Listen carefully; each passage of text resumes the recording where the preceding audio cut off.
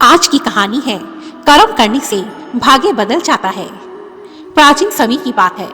भारतवर्ष के दक्षिण में केरल प्रांत में एक प्रतापी राजा राज्य करता था। उस राजा के महल के पिछवाड़े में एक बहुत ही बड़ा और बहुत पुराना बरगद का वृक्ष था, जो पूरी तरह से सूख चुका था। उस बड़े से सूखे वृक्ष ने काफी स्थान घेर रखा था, इसलिए राजा उस वृक्ष को कटवाना चाहता था।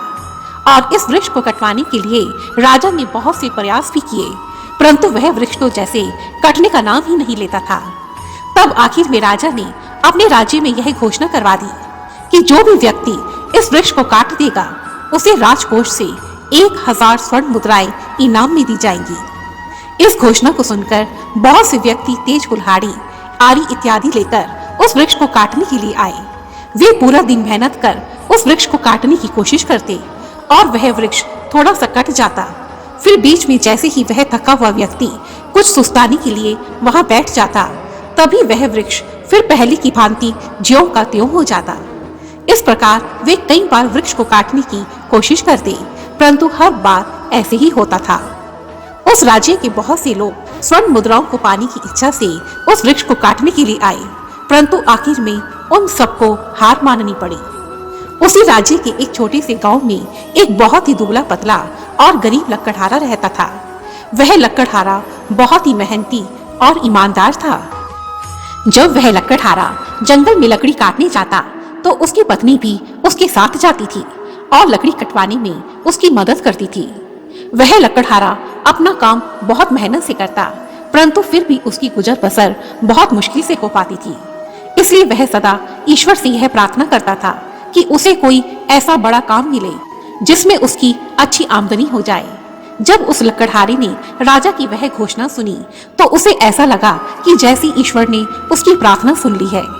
उसने अपनी पत्नी के साथ राजमहल जाने का निश्चय किया।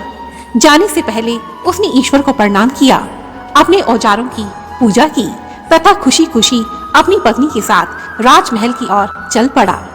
जब वह राजमहल पहुंचा, तो राजा ने उसे देखकर कहा, अरे तुम तो बहुत दुबले पतले हो, तुम इतना बड़ा वृक्ष कैसे काट पाओगे? तुमसे पहले कई हट्टे कट्टे पहलवान व्यक्ति यहाँ आए, जब वे ही इस वृक्ष को नहीं काट सके, तो तुम यह काम कैसे कर सकते हो? राजा की बात सुनकर लकड़हारे ने कहा, महाराज, आप मुझे एक बार मेरा भाग्य आजमाने की इजाजत दीजिए। यदि ईश्वर ने चाहा तो सब भला ही होगा। लकड़हारे के बार बार कहने पर राजा ने उसे वृक्ष काटने की इजाजत दे दी। लकड़हारा अपने औजार लेकर वृक्ष के पास पहुंच गया और बहुत मेहनत से वृक्ष को काटने लगा। और कई घंटे की कड़ी मेहनत के बाद वह वृक्ष थोड़ा सा ही कटा। और जब वह लकड़हारा थक गया, तो दूसरों की तरह वह भी आराम करने के लिए वहां बैठ गया। जब तक उसने अपनी थकान दूर की, वह कटा हुआ वृक्ष फिर से पहले जैसा हो गया। इस प्रकार 2-3 बार उसने वृक्ष को काटने की कोशिश की, परंतु हर बार ऐसा ही हुआ। परंतु फिर भी उस लकड़हारे ने हिम्मत नहीं हारी। वह सोच विचार करने लगा कि इस वृक्ष को कैसे काटा जाए, और आखिर में उसे एक तरकीब सूझी। उसने फिर से वह वृक्ष काटना शुरू किया, और जब वृक्ष काटते काटते वह थक गया, तो उसने अपनी पत्नी को वृक्ष के नीचे बुलाया और उसे वृक्ष काटने के लिए कहा। अब उसकी पत्नी वृक्ष को काटने लगी और लकड़हारा आराम करने लगा।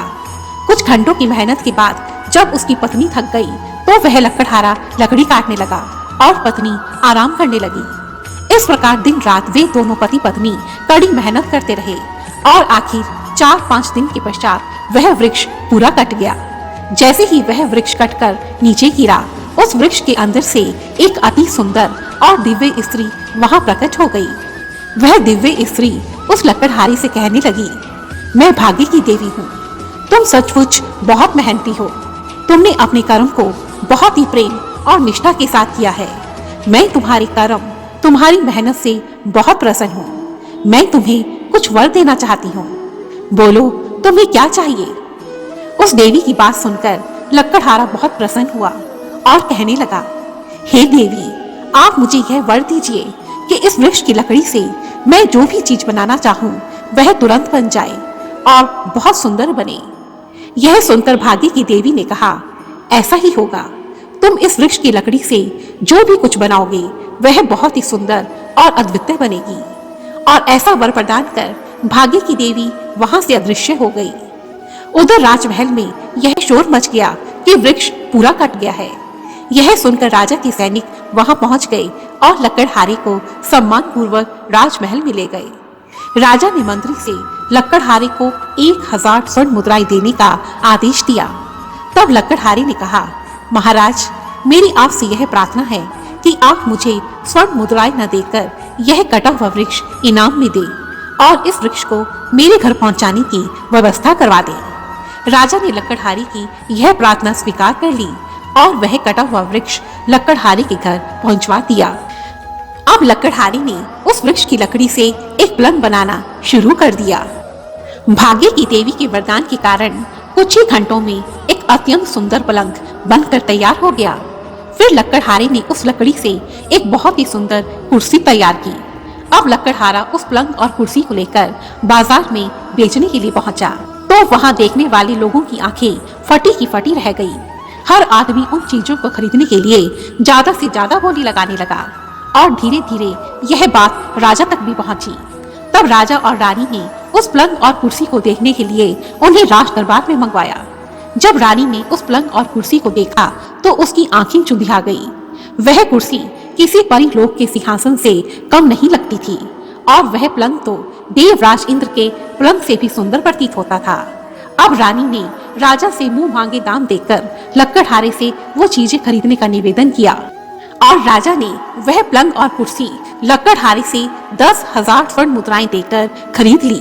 और यही नहीं, राजा ने लकड़हारे को राज दरबार का मुख्य कारीगर भी नियुक्त कर दिया और इस प्रकार अपने कर्म के कारण अर्थात अपनी कड़ी मेहनत के कारण वह गरीब लकड़हारा बहुत धनवान हो गया।